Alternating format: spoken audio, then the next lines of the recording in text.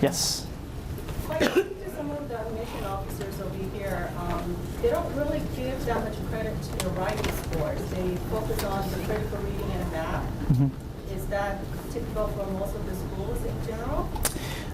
The other answer is going to be it depends. A lot of the admissions officers here, meaning if a lot of them are for private schools, very often a lot of private schools will either disregard or pay much less weightage or give less weight or consideration to the writing score.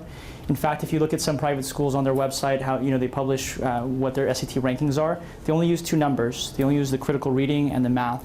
So it does depend school by school. The UCs for the SAT 1, you have to have all three scores, and it's all at one sitting.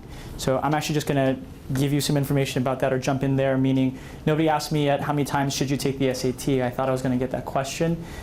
In general, for the SAT, what we recommend is if you are applying to the UCs, you could take it more than 3 times. I mean, sometimes it doesn't, in some ways it doesn't really matter how many times you take it because they're just going to use the highest score from any one sitting. So there's this thing called super score and composite score. Super score is that you can take the highest score you've achieved on any sitting of the SAT on any section, just take your highest scores and use that total number. The UCs use the composite score, meaning at one sitting at one time, your highest math, your highest writing, your highest critical reading, all at the same time like that. So because most of us in the room are probably going to also be applying to more than just the UCs, then it's probably advisable for other private schools, you should not take it more than 3 times, the SAT. Generally speaking, private schools will frown upon taking it more than 3 because really, at some point, if you see a student get a 2100, then a 22, then a 23, then a 2350, then a 2370, and then finally they achieve the 2400, okay, all they see is a student who likes taking tests, likes taking the SATs. So most private schools prefer 3 or fewer times to take the test. So in general, that's what I would advise as well for the UCs. Although, for the UCs, you could probably take it 4 or 5 times, even maybe with less adverse effect. Okay. Answer your question? Okay. Mm-hmm. Yes. Do the schools see how many times you take that? That's a great question. So, and the question was, do the schools see how many times you take the SATs? Now, if we're referring to UCs, then yes. Okay, the UCs specifically require that you submit all of your scores. Okay, so you have to send in all your scores. You can't score choice, you can't hide them, you have to send in everything. So if you take the SAT, you've got to send in all of your SAT scores. ACT, you've got to send in all your ACT scores. Some schools will allow you just to send in your top scores. So when we're talking right now by schools, meaning UCs, yes, you must submit all your scores. Some other private schools, it depends. Some have different policies and practices, so you may not have to send in all your scores. But UCs, yes, you have to send in everything. Yes? I was wondering, how much does your choice in major affect your chances of admission? The question was, how much does your choice of major affect your chance of admission? I'd say for private colleges and for the UCs, the answer is going to be very similar, meaning it depends, but it does affect your chances of admission. So I think most people are aware at the UCs, they have the College of Letters and Science houses all the humanities, okay, and all the sciences. So in one college within the university, they're going to have the math majors, the biology, ethnic studies, history, English, all within there. So your chances of getting into one of those majors is probably generally kind of equal. So whether you're a history major, whether you're a math major, your chances are going to be relatively the same. If you're applying to UC, and for example at Berkeley, very famous for EECS, okay, EE, Electrical Engineering, Computer Science. It's going to be more difficult and it's more impacted. The average scores for the students who are applying into EECS, into the College of Engineering, going to be significantly harder. So especially in that way, meaning if your major is within a different college at a UC, it's going to impact it greatly, very much so. Same thing also in case you're applying to the School of Art or the College of Art, True Art, Fine Art within a UC. I had a question earlier slightly about, at that point, what's controlling? How much does your extracurriculars, how about your grades and your test scores affect your chances of getting into an art school at a UC? Well, they're also important. You still have to do well, but it's probably your art itself is probably more important. So yes, your choice of major and what you're going to study and the college that you get into is definitely going to affect your chances. Yes? How about going in as undecided? Yeah, I'm sort of looking at Danny because maybe he'll jump in. But I think for undecided, just very quickly, and then I'll let him kind of finish off. For undecided, my personal answer is it also depends. In general, what I'd say for undecided is there's not a real negative for it, but I would say that if you can declare a major and it kind of fits into your profile, then I think it's definitely going to help your chances. So undecided may not hurt your chances, but declaring a major can help it. And I'll kind of let Danny expand on that a little bit. So as Dan mentioned, at the UCs, they have different colleges at each school. So for example, at UCLA, they have the engineering school. They have the College of Letter and Science. They have the design, School of Art and Design, etc. So even if you declare undecided, you have to pick which school you want to apply for. Okay? So each school has a different level of competition. So if you apply to the hardest school, undecided, it's going to be just as hard as picking the hardest major in that school. And so whether you choose a major or you go undecided, really it's more dependent upon which school within the UC you apply for. And so if some families say, I don't care what she majors in, I just want her to get in, then pick the easiest school, really, because that's your best chance to get in. Some families say, oh, he's going to be an engineer, so we want him to major in engineering. But if you major in engineering at UC Berkeley, it's really hard to get in. But if you go as a physics major, which is not in the engineering school, it will be much easier to get in. Okay, so it depends on your family's philosophy and goals. But I mean, it doesn't matter if you apply undeclared, it matters more upon which school you apply for in the UC campus. That was a great question, by the way. Other questions? Can I ask you about the financial aid about? I can try my best. Financial aid question. We're only average at financial aid, so we're not experts. Better college counselor. Please, go ahead. Our daughter want to be a part of the art and design UC campus, and we would like to know that the ratio of the dividends of the financial aid, such as engineering, art and design, and other area. Is it same ratio, or especially Yeah. some major, give many financial aid for some majors, or art and design, we will not give them the financial aid.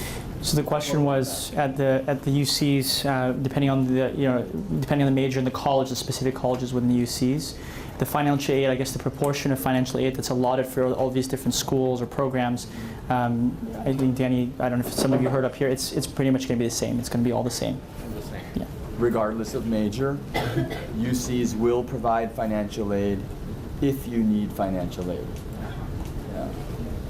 And if somebody are California residents, it has the Non-residents cannot get financial aid at the UC.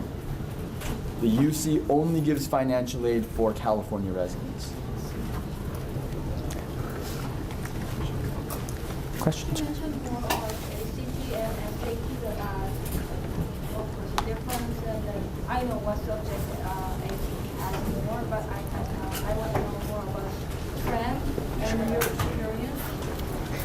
Danny just did the presentation, Yeah, so I'll do that. At 2 o'clock, I'm actually also going to be doing a presentation specifically about SAT versus ACT here. But to generally answer the question is, what are the general trends with the SAT and the ACT, just kind of across all college admission? In 2010, so 2 years ago, for the first time, more students in America took the ACT than the SAT. Okay, so more students are now taking the ACT over the SAT. But every college that families in this room would apply for, every college will take SAT or ACT. They have no preference. Which one? They don't care. But the bigger question is, which one should my child take? That's the bigger question. My daughter, she's making straight A's in school, and she's got 5s on all her AP tests, but she can't get over 2,000 on the SAT. Should she take the ACT? I'm going to talk very specifically about that at 2 o'clock. After we're done with the Q&A, I'm going to talk very specifically about the ACT versus the SAT.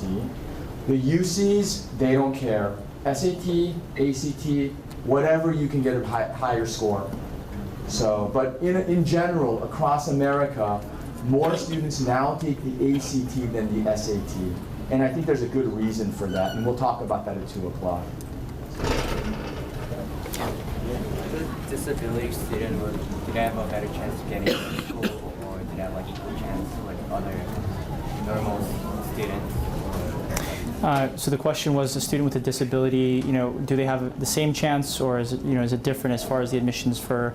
I think this question is, if you notice in the point formula, there's some point allotment for special circumstances, but again, they'll be evaluated in context of what they were able to do and the resources available to them. So in that holistic review, they're going to try to look to see what opportunities a student like that had, and probably factor in and take into consideration whatever the disability was, and how that may have affected them. So.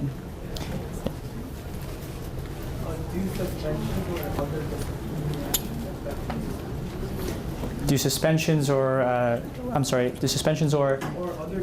other disciplinary affect the UC score? If it's on your, yeah, basically yes, and if it's especially on your transcript, yes, definitely. So remember the additional comment section I mentioned on the actual application?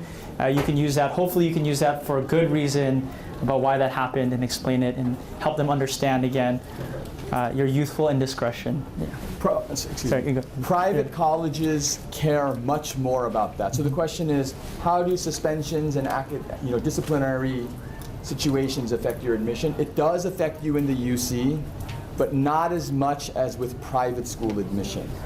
If you're caught cheating in your high school, if you're caught cheating and they put that on your transcript, basically every top 25 private school, you have no chance. Okay?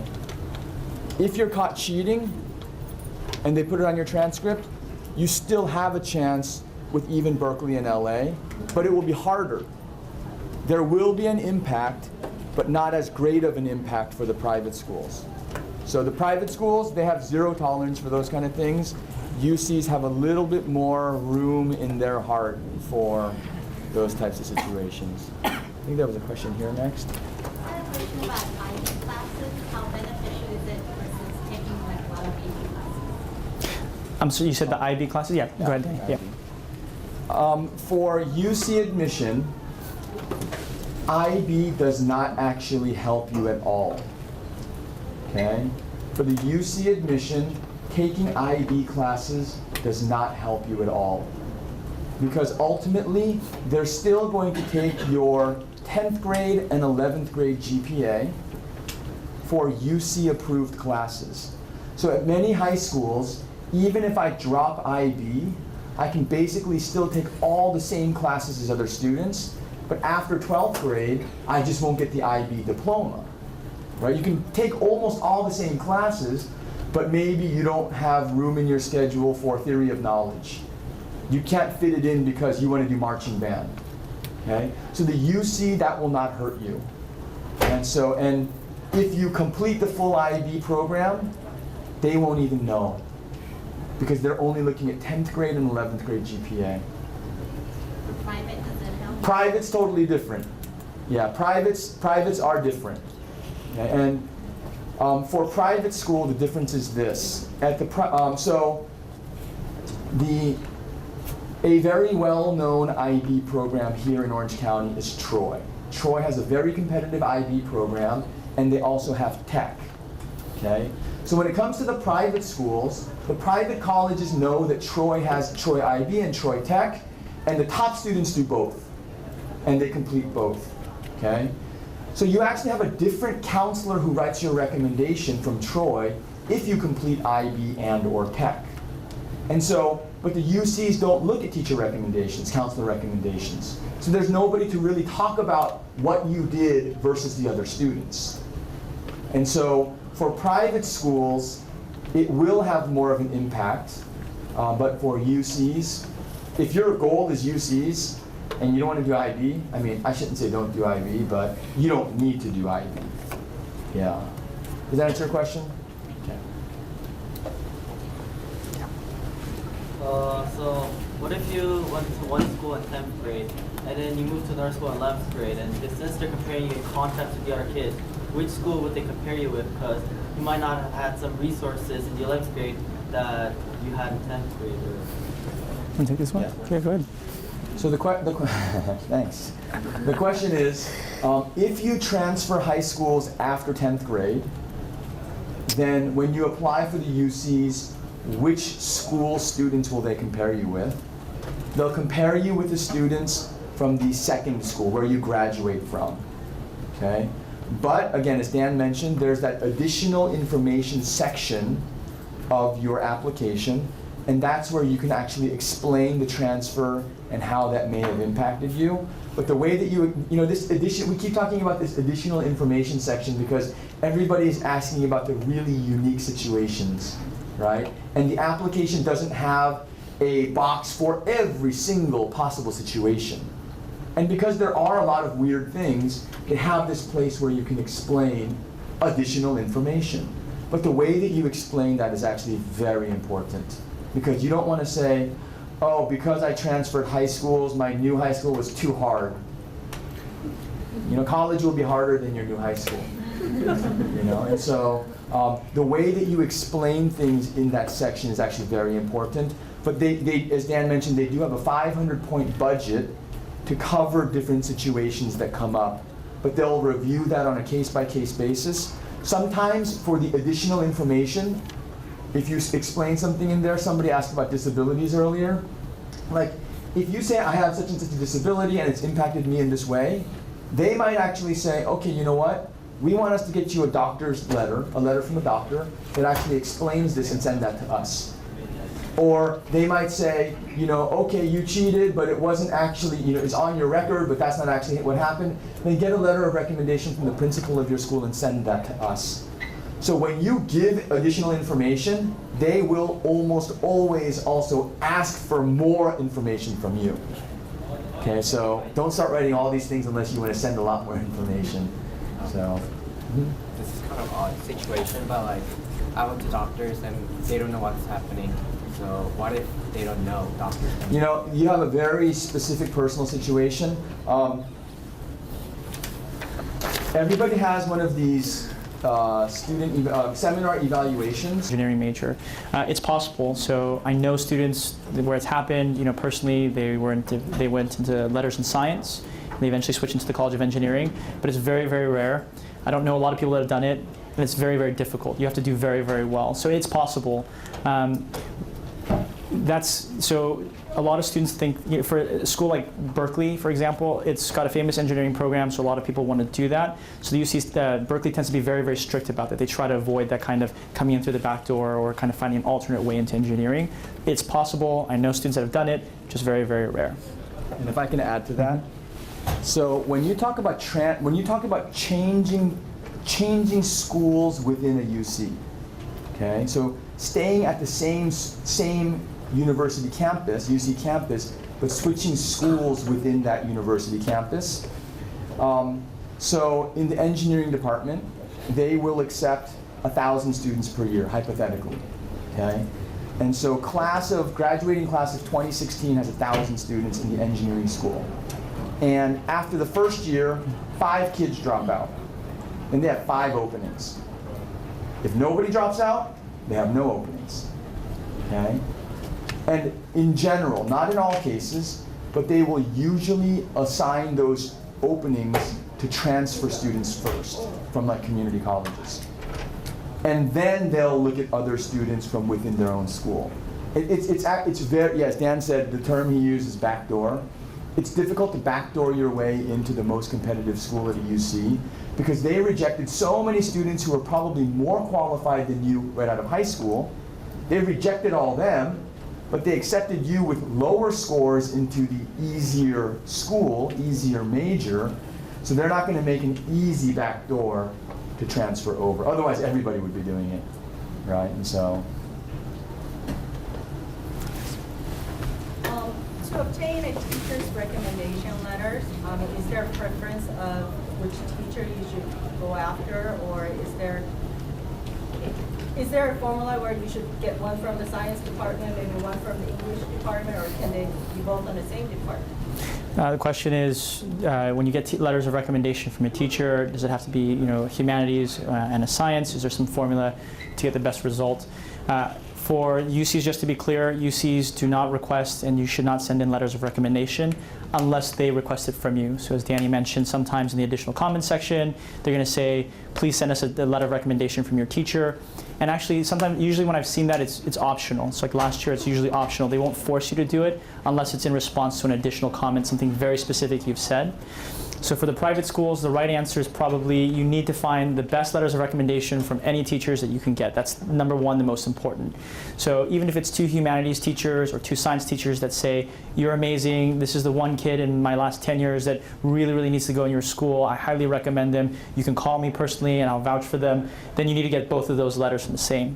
If you can get it, obviously, from humanities and a science, of course, it does tend to look strong because it shows that you have a lot of balance, and both types of teachers in both the different subjects are going to recommend you very strongly. So number one priority is get the 2 best that you can when required, and then try to balance it out.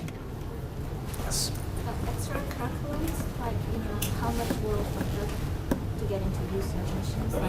I have a son who just completed the 4 years of marching band. Mm-hmm. I have another son who wants to be in marching band but not organized as his brother, so I'm kind of worried about it. Mm-hmm. So how much will it affect? So the question is, how much does extracurriculars actually affect your chances of getting into a UC? On the point formula that we showed in there, there's a specific allotment for extracurriculars and for non-academic factors. We call this the art, the subjective criteria. I believe leadership, there's like 300 points allotted for that. Extracurriculars, like 300 points. So when the UCs use that formula and when they're talking about it, evaluating you within context, extracurriculars probably, they're important, they'll help your chances, but relatively speaking, academic criteria are always more important. So your GPA, SAT scores, you have to take care of those things first. But of course they can help you. I mean, maybe you're right on the cusp, and the holistic review, they are trying to move to this. So they are trying to evaluate the student in that context, into their specific context. So as I mentioned in the seminar, you don't have to be the captain of your football team. You don't have to be the captain or the drum corps leader or within the band, but of course it helps. It's just it's better to have, but your test scores and your academics are probably a little bit more important.